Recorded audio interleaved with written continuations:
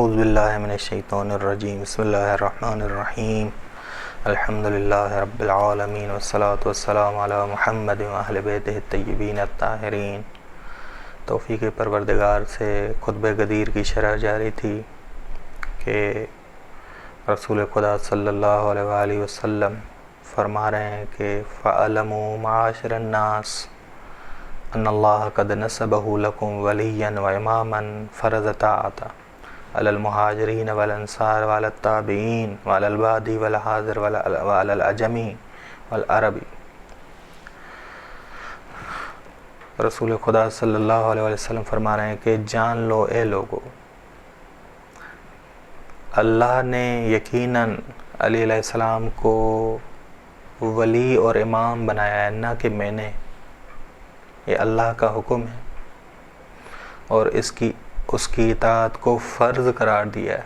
جس طرح اطاعت خدا واجب ہے، جس طرح میری اطاعت واجب ہے، اسی طرح علی علیہ السلام کی اطاعت واجب ہے۔ یہ اطاعت فرض ہے کن پر؟ مہاجرین پہ، انصار پہ، تابعین پر، بادی والحاضر، صحرا نشین ہوں، شہر میں ہوں، عجمی ہوں، عربی ہوں، غلام ہوں، آزاد ہوں، بچے ہوں، بڑے ہوں، بوڑھے ہوں، گورے ہوں، کالے ہوں، ہر موحد پر۔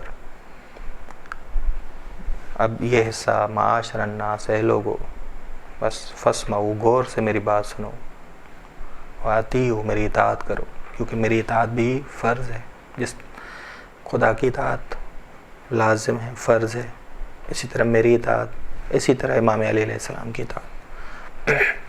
فاسمعوا، میری بات غور سے سنو، واطیعوا، اور اطاعت کرو، وانقادوا، اور میرے حکم کو جو خدا کی جانب سے آیا ہے، تیرے رب کی جانب سے جو آیا ہے، تم سب کے رب کی جانب سے آیا ہے، میں جو حکم دے رہا ہوں یہ میرا نہیں، خدا کی جانب سے آیا، اسے مانو، عمل میں لاؤ۔ فإن اللہ عز وجل هو مولاکم، بس خدا عز وجل تمہارا مولا، تمہارا معبود ہے۔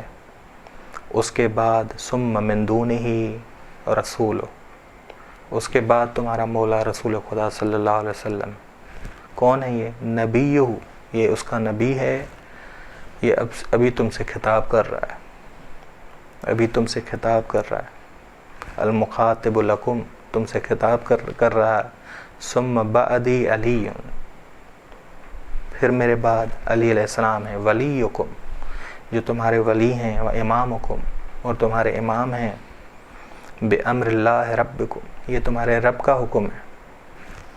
ثم اب والے جملے، ثم الامامۃ من ذریتی من ولدی، پھر میری ذریت میں سے جو سارے ائمہ ہیں وہ تمہارے مولا ہیں، وہ تمہارے امام ہیں، الی یوم تلقون اللہ رسول، قیامت کے دن تک، اس دن تک جب تم ملاقات کرو گے خدا اور اس کے رسول سے۔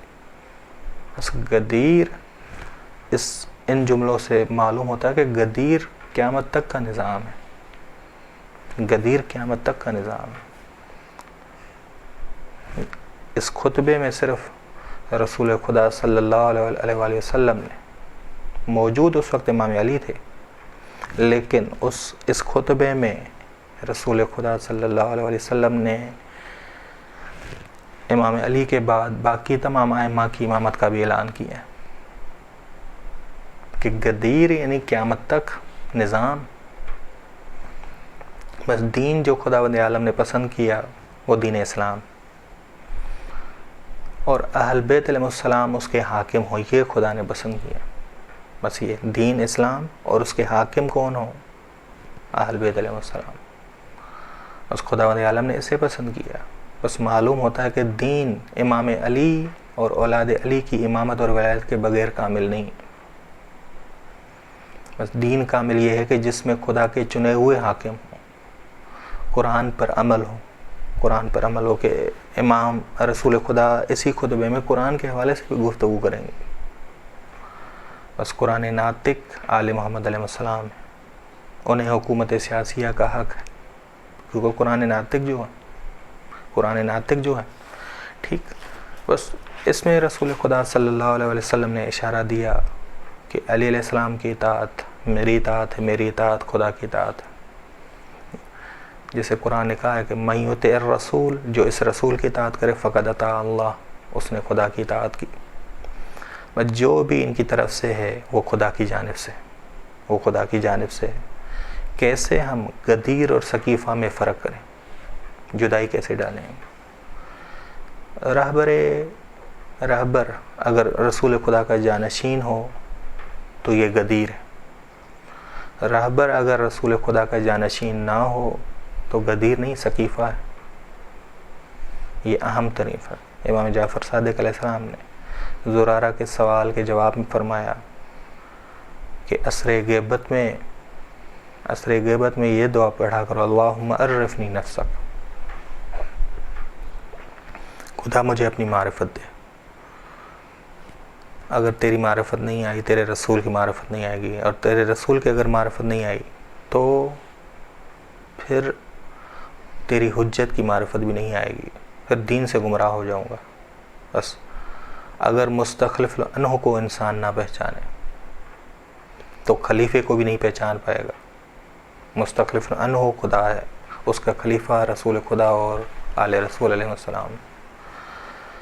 بس توحید کی وجہ سے ہم بعثت کو پہچانیں، بعثت کی وجہ سے ہم غدیر کو پہچانیں، غدیر کو پہچانیں. غدیر عید ولایت ہے.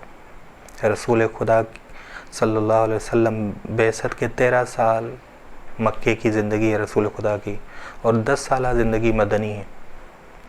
سرزمین حجاز پورے اسلام کے لحاظ سے فتح ہو گئی کہ فتح مکہ کے وقت آیا اذا جاء نصر اللہ والفتح.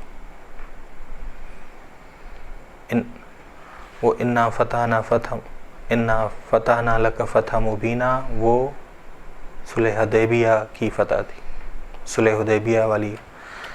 بس حجت الوداع سے پلٹنے کے وقت یہ امر الہی نازل ہوا کہ یا ایھا الرسول بلغ ما انزل الیک من ربک وان لم تفعل فما بلغت رسالتہ.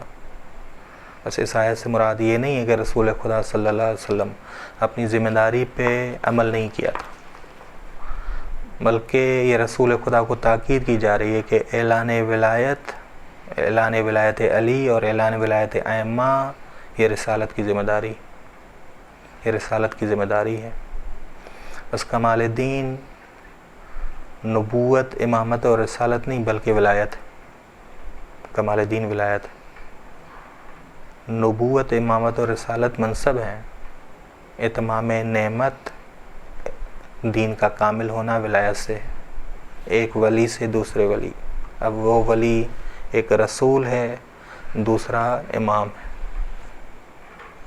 بس یعنی روز غدیر یعنی ایک ولی سے دوسرے ولی تک منصب کا جانا، ایک ولی سے دوسرے ولی تک منصب کا جانا، اور قیامت تک کا نظام بتانا کہ قیامت تک یہ ولی کون سے ہوں گے. قیامت تک نظام بتایا ہے خطبہ غدیر میں رسول خدا صلی اللہ علیہ وسلم نے. کیا کہا کہ جب تم لقاء اللہ تک پہنچو گے اس وقت تک یہ میرے جانشین امام علی اور اس کے بعد ان کی اولاد ہوگی. یہ واضح حکم. بس غدیر خم کے موقع پر علی علیہ السلام کی ولایت کے اعلان کے بعد امیر المومنین امیر المومنین علیہ السلام کی بیعت لی گئی. بیعت لی گئی. بیعت بیع سے ہے، بیع سے ہے. خدا کی بیعت یعنی انسان اپنے جان مال کو کسے بیچے؟ خدا کو بیچ دے. البتہ ایک مدت کے بعد ثقیفہ کا واقعہ پیش آیا اور بہت سارے لوگ اپنی بیعت پہ باقی نہ رہے. بہت سارے لوگ اپنی بیعت پہ باقی نہ رہے.